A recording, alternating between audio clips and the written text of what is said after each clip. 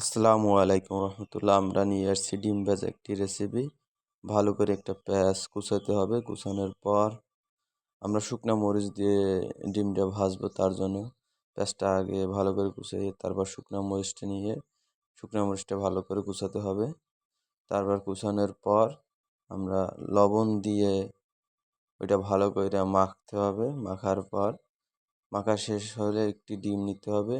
ডিমটা ফাটিয়ে ভিতরে দিতে হবে। তারপর ডিমটা ভালো করে মাখাতে হবে। মাখানো শেষ হলে আমরা একটি পাতিলে একটু তেল দিয়ে তেলটি গরম করতে হবে। গরম করার পর ডিমটা দিতে হবে। ডিমটা দিলে অনেক সুন্দরভাবে ডিমটা ভাজা হবে। তারপর কিছুক্ষণ পর ডিমটা উল্টাতে হবে। উল্টানোর পর কিছুক্ষণ রাখার পর ডিমটি হয়ে যাবে। দেখতেছেন ডিমটা হয়ে গেছে। তারপর ডিমটা বাটিতে রেখে পান্তা ভাতের সাথে ডিম ভাজা অনেক সুস্বাদু, খেতে মজা লাগে। ধন্যবাদ।